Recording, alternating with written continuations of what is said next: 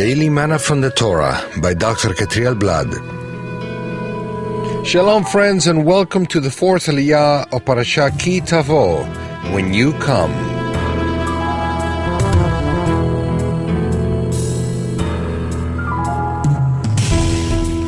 We find this Aliyah in the book of Deuteronomy 27, verses 1 through 10. Today we'll be covering verses 2 through 4 and verse 8.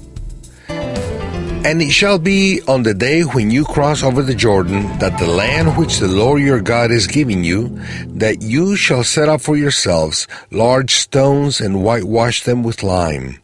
You shall write on them all the words of this law, when you have crossed over, that you may enter the land which the Lord your God is giving you, a land flowing with milk and honey, just as the Lord God of your fathers promised you. Therefore it shall be, when you have crossed over the Jordan, that on Mount Ebal you shall set up these stones, which I command you today, and you shall whitewash them with lime. And you shall write very plainly on the stones all the words of this law. Why writing on lime?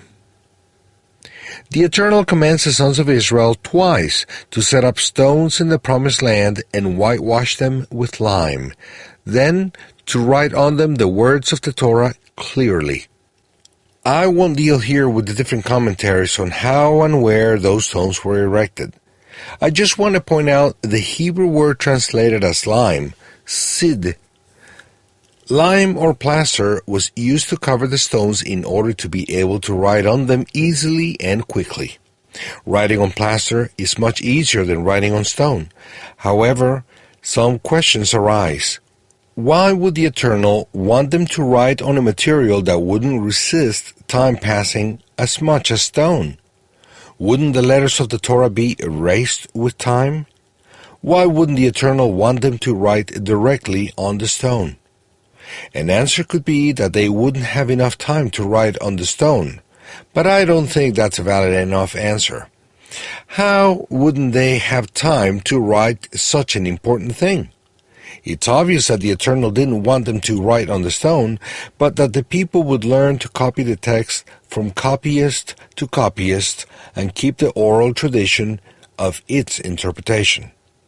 It's interesting to note that the oral tradition teaches that they wrote not only in Hebrew, but also in the 70 languages of all the original nations. This teaches us that the main current of Judaism is interested in the Torah going out to all nations, and it's not correct to forbid the sons of Noah to study the Torah. What must be done is to teach them the meaning of the commandments that are for them and for the sons of Israel, so that they learn to fear the Eternal, understand the role of the chosen people, and appreciate their ministry before the Eternal. If the Torah was translated and written on those large stones in the 70 languages, then the 7 nations who lived in the land of Canaan had the opportunity to know the reasons for their expulsion.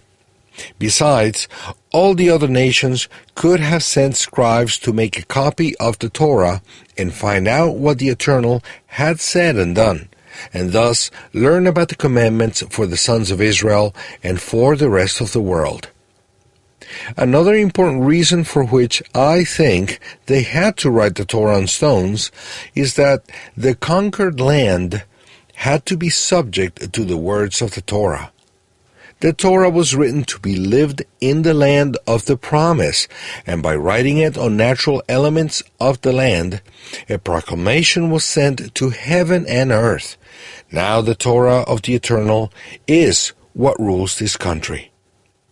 Besides, little by little, the rain and the wind would take away the words of the Torah, so that they would be absorbed by the soil and spread by the wind to the 4 corners of the world. In this way, the lime would serve as an element to spread the words of the Torah around the world. The word sid, lime, has the same letters as Shaddai, one of the names of the Eternal, which means all-sufficient or almighty. So the line would serve to proclaim the sufficiency and power of the Eternal upon the land of Israel, and the entire world through the words of the Torah that rule over the whole world. Blessed be the Eternal for the Torah he has given to the whole world. Shalom.